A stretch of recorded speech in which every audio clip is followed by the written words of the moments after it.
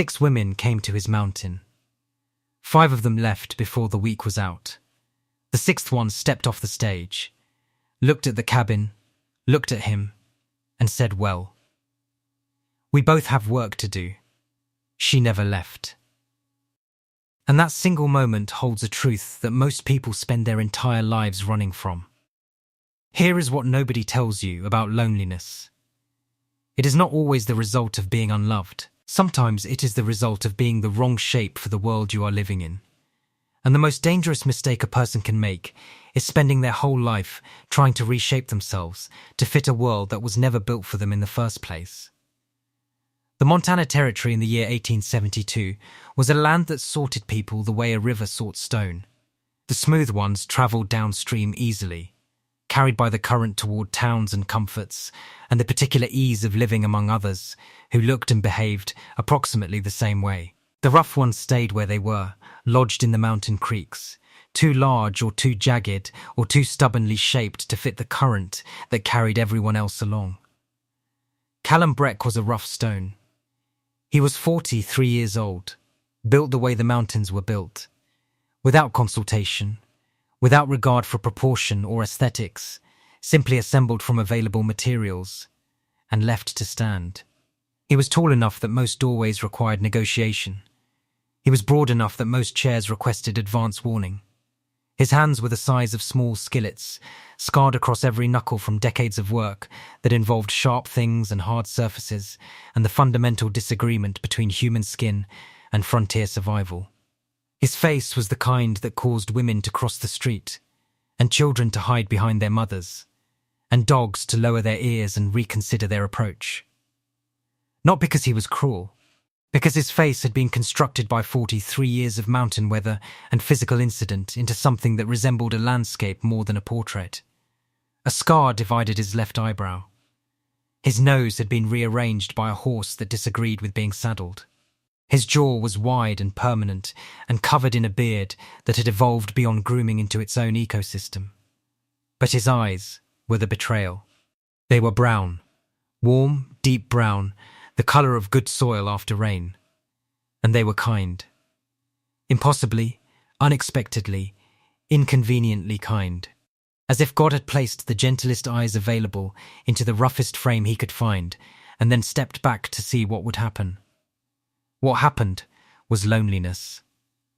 Pay attention to this detail, because it matters more than almost anything else in this story. The gentlest part of Callum was the part nobody could see past his exterior long enough to reach.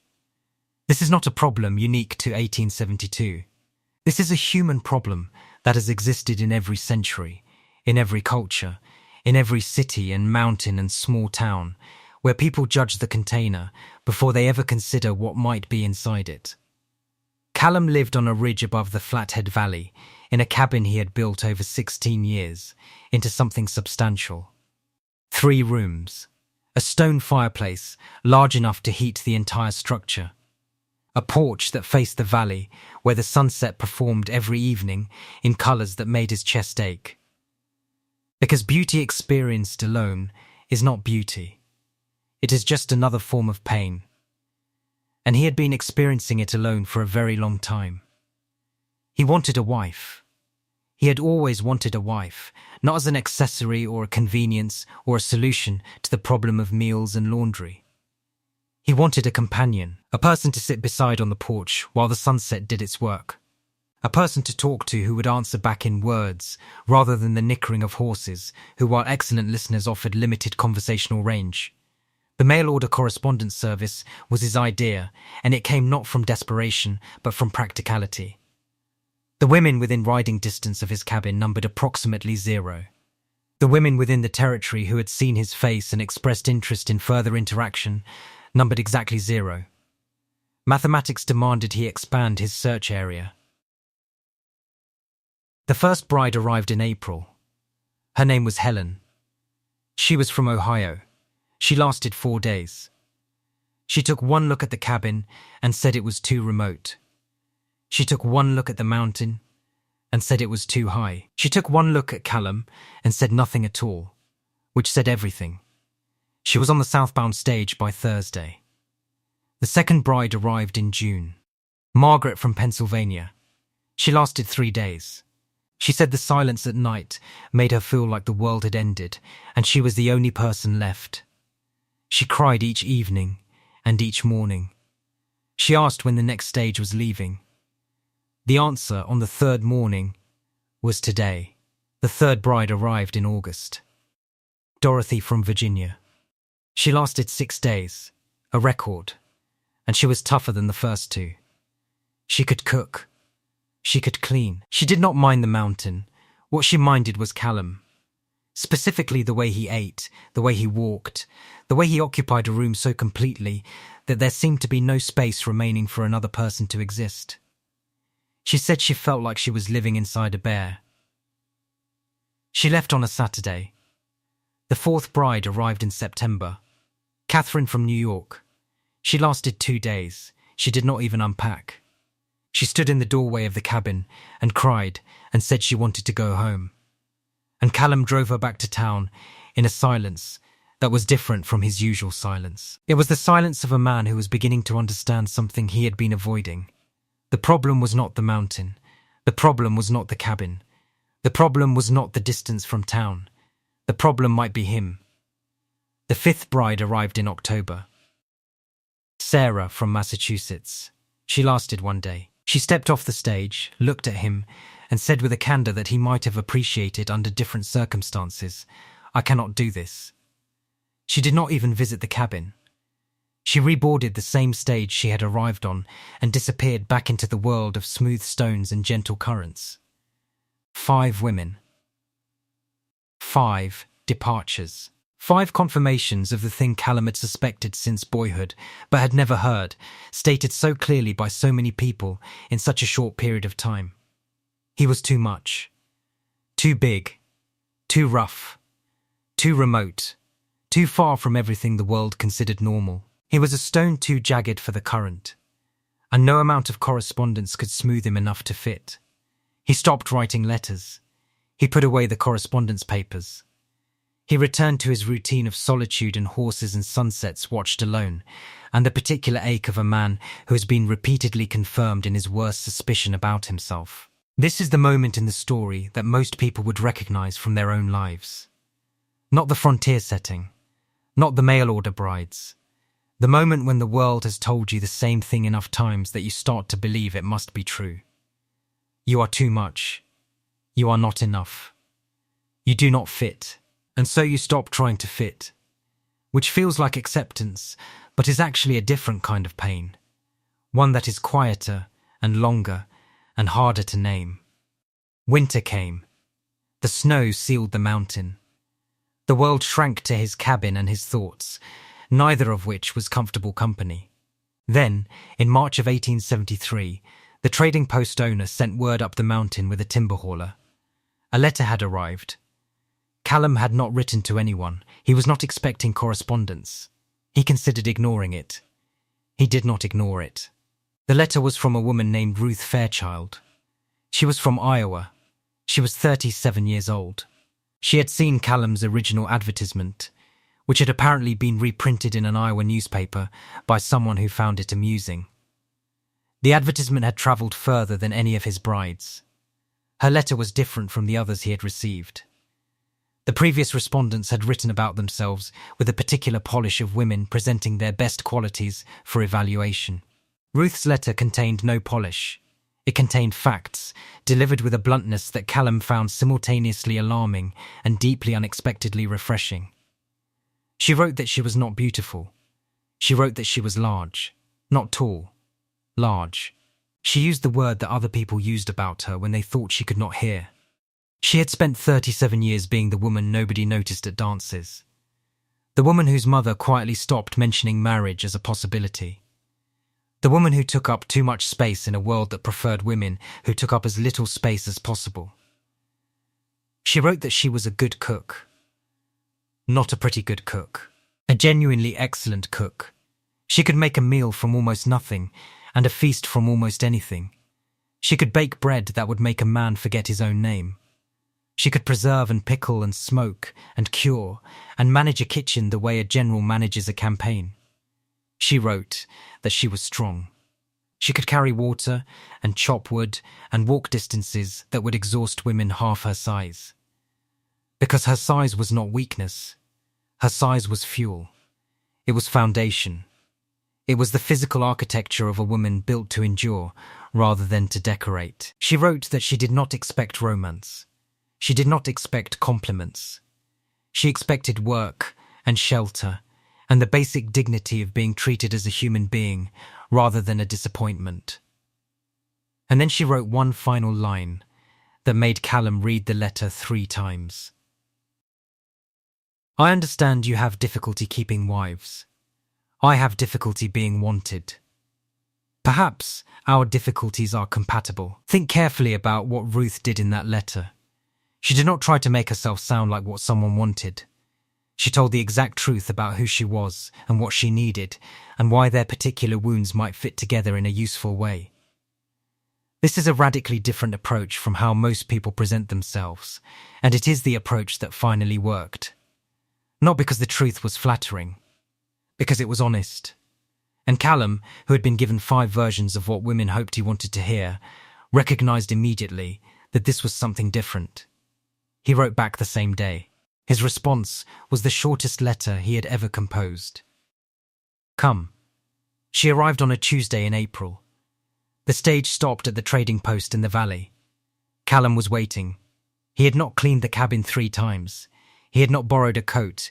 He had not polished his boots or trimmed his beard or done any of the things he had done for the previous 5 arrivals, because he had learned that preparation was futile when the outcome was predetermined. She stepped off the stage. Ruth Fairchild was exactly what her letter had described. She was large, not tall, wide and solid, and present in a way that occupied space without apology. Her face was round and reddened by the wind, and framed by brown hair that she had pinned back with the practical efficiency of a woman who considered hair an obstacle rather than an ornament. Her eyes were hazel, green with flecks of gold, and they were sharp and observant. The eyes of a person who had spent a lifetime watching the world from the outside and had developed exceptional vision as a result. She wore a plain brown dress that fit her body rather than attempting to disguise it. She carried one bag. She stood on the platform and looked at Callum the way a carpenter looks at a building site. Not evaluating what was wrong with it, evaluating what could be done with it. Callum looked at her. She looked at him. 2 people who had been measured by the world and found excessive stood face to face for the first time.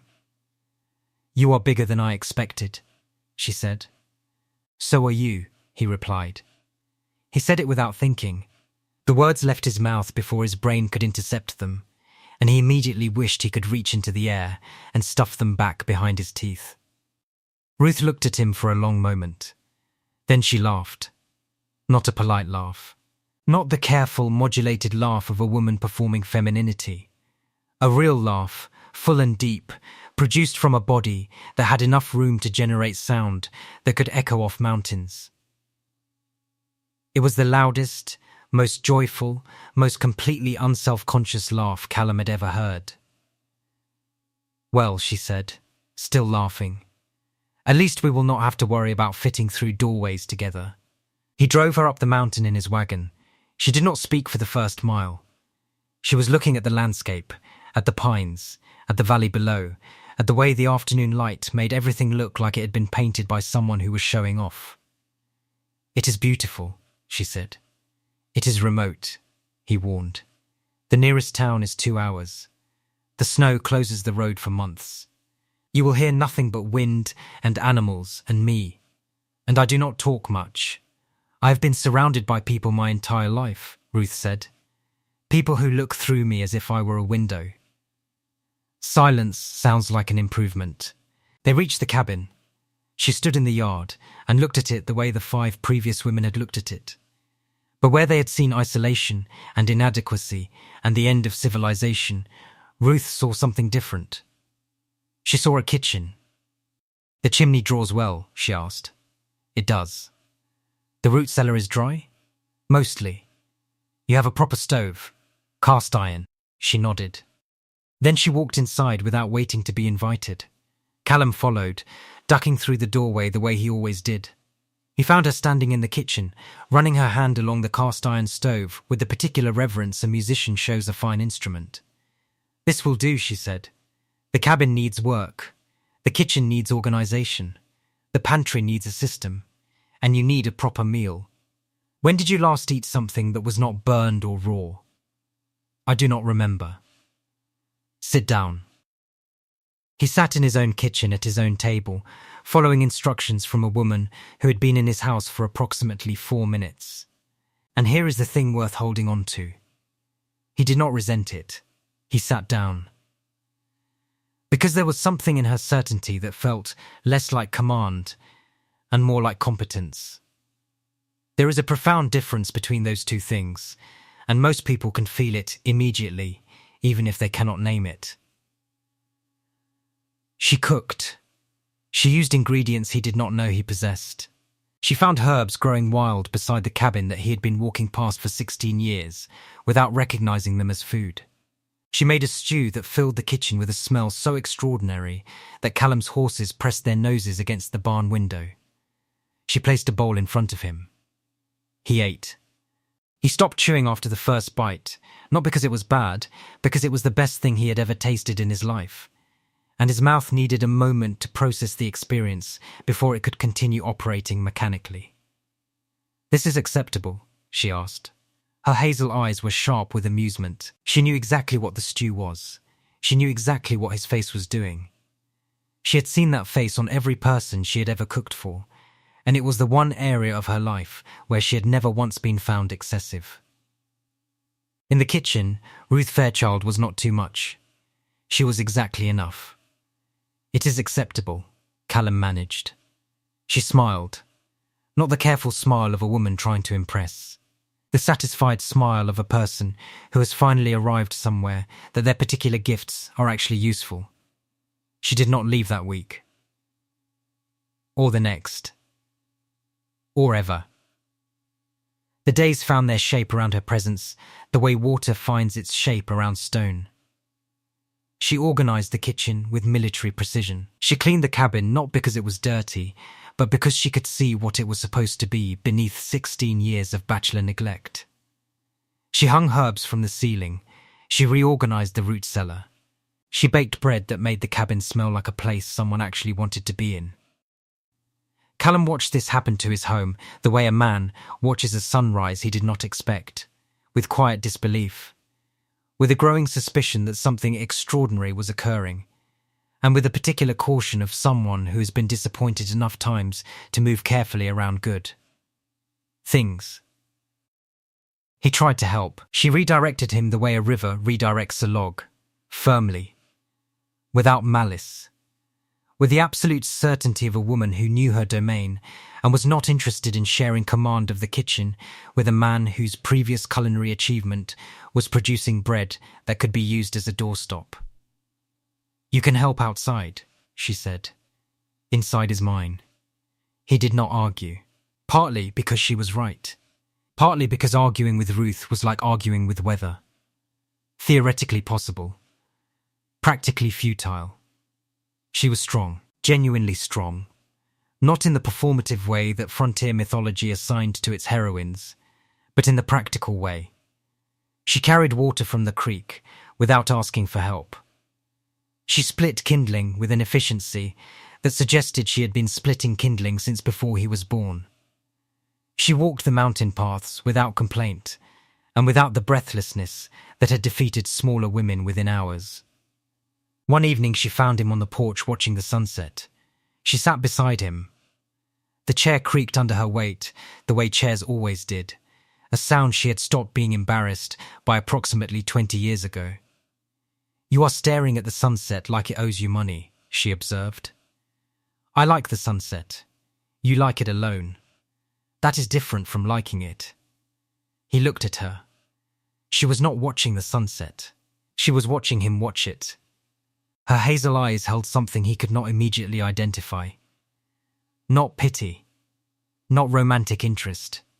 Something closer to recognition. The particular warmth of a person who sees another person clearly and finds them not wanting but waiting. "The other women left," he said. Not with bitterness, with the flat, factual tone of a man reporting a harvest yield. I know. The trading post owner told me. 5 brides, 5 departures. He said you were the territory's worst investment in matrimonial correspondence. That is accurate. Do you know why they left? Because I am too big, too rough, too remote, too much. Ruth was quiet for a moment. The sunset was doing its best work, purple and copper and the deep aching gold that only existed in this valley at this hour on this mountain. They left because they were looking for something you are not, she said. They were looking for a version of life that requires a different setting. A smaller house, a closer town, a man who fits inside the world they already understand. She paused. I was never looking for that. I was looking for a place where being too much was not a problem. Because I have been too much my entire life. Too large, too loud, too present, too visible in a world that prefers women who disappear. She looked at the mountains, at the enormous sky, at the valley that stretched below them like an open hand. There is enough room here, she said quietly. For both of us. For all of us. However much of us there is.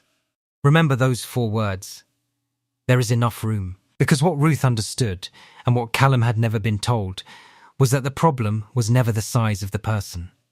The problem was the size of the space. You do not fix a large person by making them smaller. You find them a larger world. And the tragedy of most lonely people is not that nobody could ever love them. It is that they spent their whole lives trying to shrink themselves into spaces that could never hold them, instead of looking for spaces that finally could. Callum looked at this woman sitting on his porch. This large, plain-spoken, extraordinary woman who had arrived with 1 bag and reorganized his kitchen and baked bread that made his horses jealous, and who was now saying the truest thing anyone had ever said to him. You are not going to leave, he said. Not a question. A realization. I am not going to leave, she confirmed. Your cabin needs too much work, and your diet is a humanitarian crisis. Leaving now would be irresponsible. He laughed. It surprised him. A real laugh, from a place so deep inside his chest that dust probably came out with it. He could not remember the last time he had laughed. It felt like discovering a room in his own house that he had forgotten existed. They married in May, on the porch, in front of the trading post owner, who served as witness, and as the person who would tell the town that the mountain man had finally found a bride who stayed. The preacher read scripture. Ruth wore the same brown dress she had arrived in, because it was her best dress, and because she saw no reason to pretend to be someone she was not on the very day she was promising to be herself forever. Callum placed a ring on her finger that he had made from a piece of copper wire, polished until it caught the light. It was not elegant. It fit. It fits, she said, looking at the ring. It does, he agreed, and they both understood. They were talking about more than copper wire. The seasons turned. The cabin expanded, because Ruth had opinions about storage space and pantry organization that required additional square footage. Callum built what she designed. She designed what he built. The partnership was functional and efficient, and conducted with the particular chemistry of 2 people who had spent their entire lives being told they were too much, and had finally found someone who considered them exactly the right amount. She taught him to cook. Not well, but edibly. He taught her to track elk and read weather, and the particular way the wind changed direction before a storm, which gave you exactly enough time to secure the barn if you moved immediately and did not waste time being philosophical about it. They argued regularly, loudly, with the full-bodied commitment of 2 large people who had strong opinions and the lung capacity to express them. The arguments were never cruel. They were vigorous.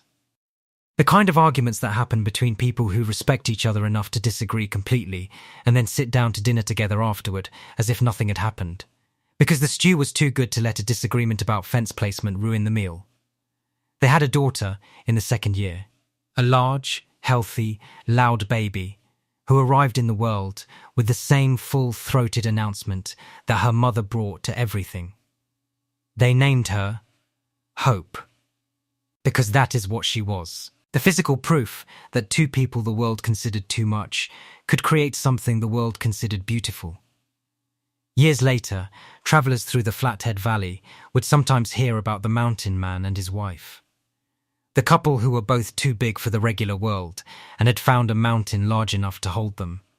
The story was told with warmth, sometimes with laughter, always with a particular affection reserved for stories that make people believe there is someone for everyone, if you are willing to stop trying to fit and start looking for a place that has enough room.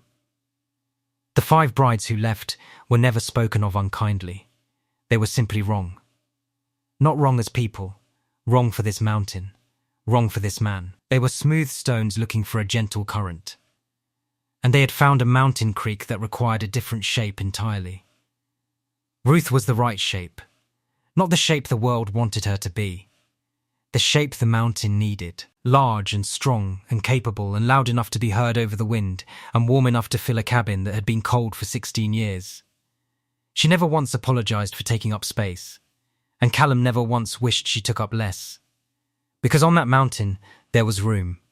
Room for his size and her size, and their arguments and their laughter, and a daughter named Hope, and a kitchen that smelled like the best thing anyone had ever eaten, and a porch where 2 people sat every evening watching a sunset that finally had the audience it deserved. Here is the thing about this story. Callum did not become easier to love. Ruth did not become smaller or quieter or more convenient. Neither of them changed to fit the other. What changed was the context. The mountain did not ask them to be less. The mountain simply held them. And maybe that is the whole lesson. Maybe the question is not, how do I become someone people can love? Maybe the question is, where is the mountain that was built for me? Some love stories are about finding the perfect person. This one is about finding the person who fits. Not perfectly, not smoothly, not in the way the world expects. The way 2 rough stones fit. Side by side in the same creek bed, too jagged for the current, too stubborn to move, and exactly right for each other. That is the love story of Callum and Ruth Breck. And the mountain held them both.